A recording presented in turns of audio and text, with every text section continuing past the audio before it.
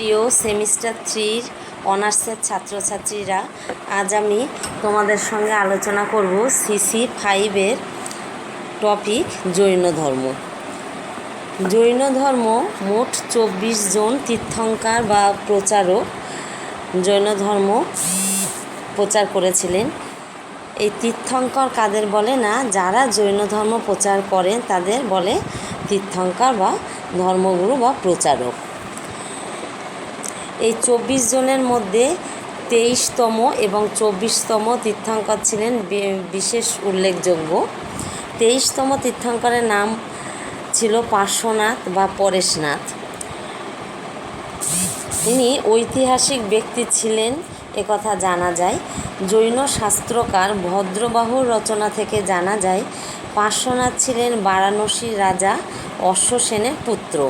তার জন্ম হয়েছিল ক্ষত্রিয় কুলে। মহাবীরের জন্মের 250 বছর আগে তিনি জীবিত ছিলেন। যাই হোক, এইবার শেষ যিনি জৈন তীর্থঙ্কর তাকেই সাধারণত জৈন ধর্মের প্রবর্তক বলে ধরা হয়। তিনি হলেন মহাবীর। শেষ বা 24তম তীর্থঙ্কর ছিলেন মহাবীর। মহাবীরের জন্ম 540 খ্রিস্টপূর্বাব্দে বৈশালী নগরের নিকটে কুন্দপুর গ্রামে। মহাবীরের পিতা ছিলেন সিদ্ধার্থ, মাতার নাম ত্রিশলা। তিনি ছিলেন লিচ্ছবি বংশের কন্যা। মহাবীরের আদি নাম ছিল বর্ধমান। তিনি কৈবল্য জ্ঞান বা পরম জ্ঞান লাভ করলে তার নাম হয় মহাবীর।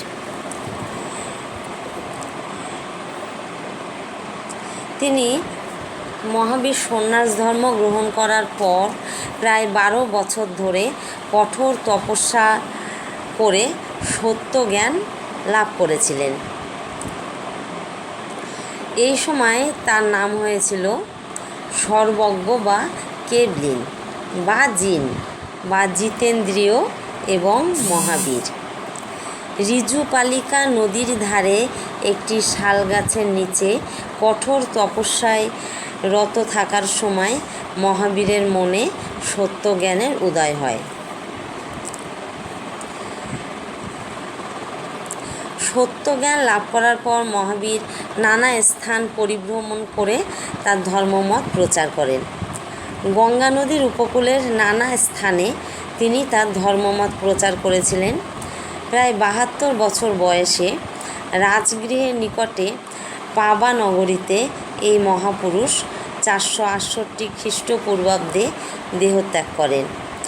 কেউ কেউ বলেন যে তিনি প্রায় 80 বছর বেঁচে ছিলেন। তিনি অনশনে দেহত্যাগ করেন বলে জানা যায়। মহাবীরের আগে যিনি ছিলেন তীর্থঙ্কর, অর্থাৎ 23তম তীর্থঙ্কর, তার নাম ছিল পার্শ্বনাথ বা পরেশনাথ। তিনি চারটি নীতি কথা বলেছিলেন। সেই জন্য মহাবীরকে কিন্তু জৈন ধর্মের প্রবর্তক বলা যায় না, কেননা তার পূর্ববর্তী তীর্থঙ্কর পার্শ্বনাথ 4টি নীতি গ্রহণ করেছিলেন। মহাবীর সেই 4টি নীতির সঙ্গে নতুন কিছু নীতি সংযোজন করেছিলেন মাত্র। পার্শ্বনাথ যে 4টি নীতি প্রবর্তন করেছিলেন সেগুলিকে একত্রে বলে চতুর্জাম। এই 4টি নীতি কী ছিল না, অহিংসা, সত্যবাদিতা, অহিংসা মানে হিংসা করো না, সত্যবাদিতা মানে মিথ্যা কথা বলা যাবে না, চুরি করা যাবে না, কোনো বস্তুর প্রতি মায়ায় আবদ্ধ না হওয়া। মহাবীর এই 4টি নীতির সঙ্গে কিছু নিয়ম যুক্ত করেছিলেন। সেই নিয়মটি কী ছিল না, ব্রহ্মচর্য নীতি। এর জন্য মহাবীরকে সংস্কারক বলা চলে, তাকে নতুন ধর্মমতের প্রবর্তক বলা যায় না। জৈন ধর্ম কর্মফলে বিশ্বাস করা হয়। কর্মফলের হাত থেকে মুক্তির জন্যে জৈনরা বিশ্বাস করেন যে ত্রিরত্ন অর্থাৎ সৎ বিশ্বাস, সৎ জ্ঞান এবং সৎ আচরণ পালন করার কথা বলা হয়। এই 3টি নীতি বা ত্রিরত্ন পালন করলে মানুষ হবে সিদ্ধশীল, কর্মফল ও জন্মান্তরের হাত থেকে মানুষ মুক্তি পাবে। জৈন ধর্মে জীব বা প্রাণের অস্তিত্ব অত্যন্ত ব্যাপকভাবে কল্পনা করা হয়। গাছপালা, পাহাড়, পর্বত, নদী, নালা সব কিছুতেই জৈনরা প্রাণের অস্তিত্ব আছে বলে মনে করে। জীবন একটা পবিত্র জিনিস। মানুষ তার কর্মফলের দ্বারা নিজ নিজ জীবনকে অপবিত্র করে। এই জীবন পরিশুদ্ধ করার জন্যে কঠোর কৃচ্ছ সাধন, উপবাস, তপস্যা ও অহিংসা পালন করার কথা মহাবীর বলেছেন।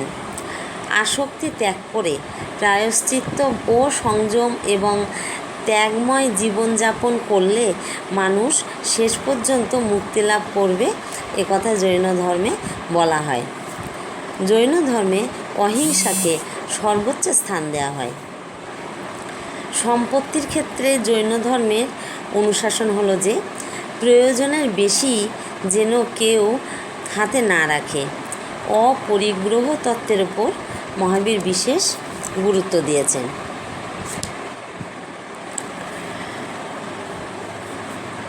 এবার দেখো জৈন ধর্মের প্রসারটা কীভাবে হয়েছিল। ধর্ম প্রথম পূর্ব ভারতে প্রসারিত হয়। পূর্ব ভারত অর্থাৎ অঙ্গরাজ্য, ভাগলপুর জেলা, বিদেহ এবং কোশল রাজ্যে।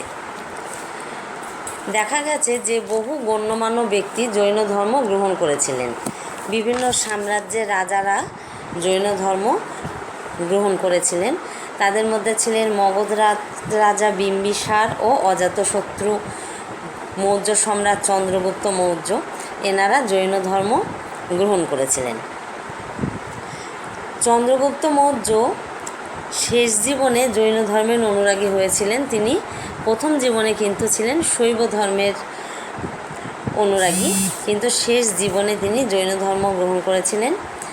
তিনি জৈন শাস্ত্রমতে বৃদ্ধ বয়সে রাজ্য ত্যাগ করে তিনি মহীশূরের শ্রাবণ বেলগোলায় গিয়ে দেহত্যাগ করেছিলেন অনশনে।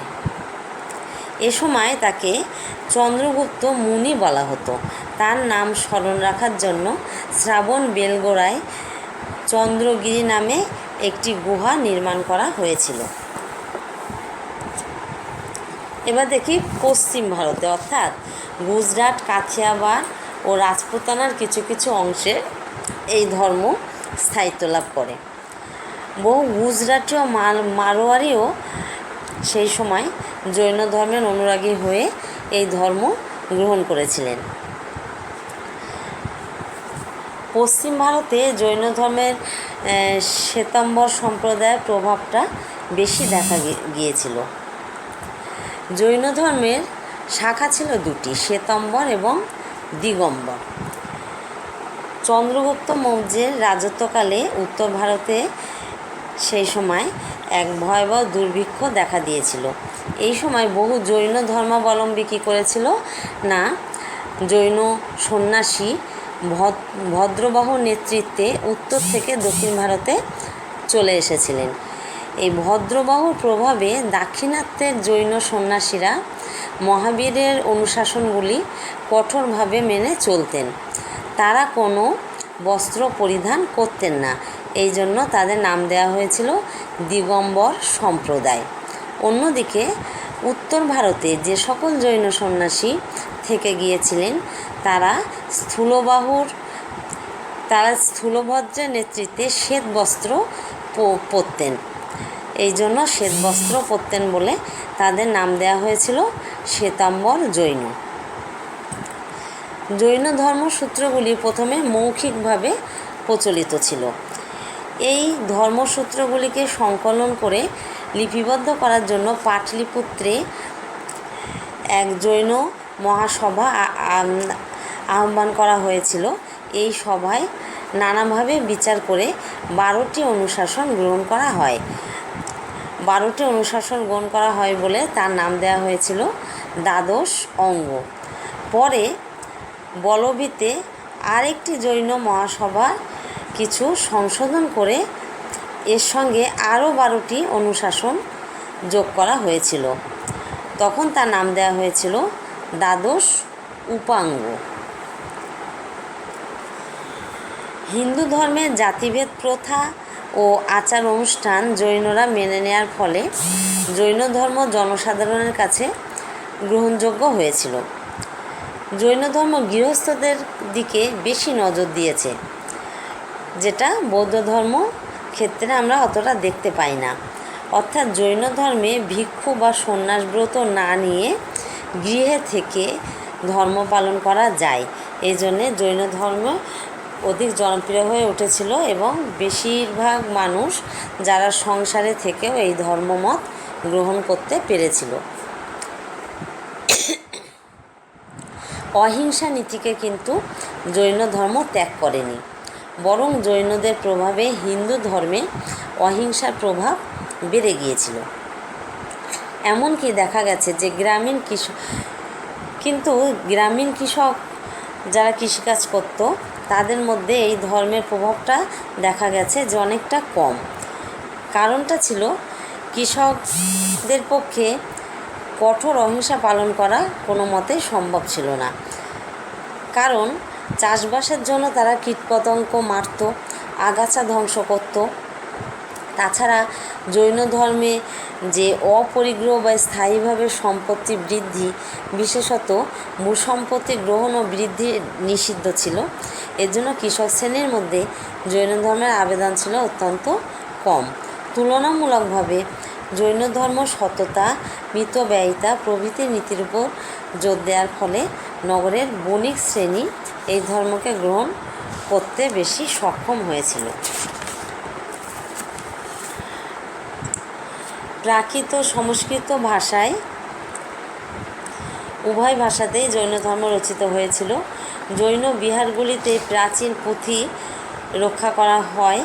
জৈনরা তাদের বিহার ও মন্দির নির্মাণে স্থাপত্যবিদ্যার উৎকর্ষ দেখিয়েছিলেন। ভারতের নানা স্থানে ছড়িয়ে থাকা জৈন বিহার এবং গুহাগুলি জৈন স্থাপত্যের পরিচয় দিয়েছিল। প্রাচীন যুগে পাহাড়ে খোদাই করে বহু জৈন গুহা মন্দির তৈরি করা হয়েছিল।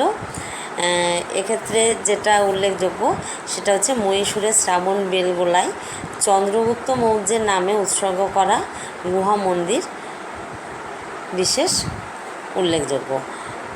আজকে এই পর্যন্ত থাক, এরপর দিন বৌদ্ধ ধর্ম সম্পর্কে আলোচনা হবে।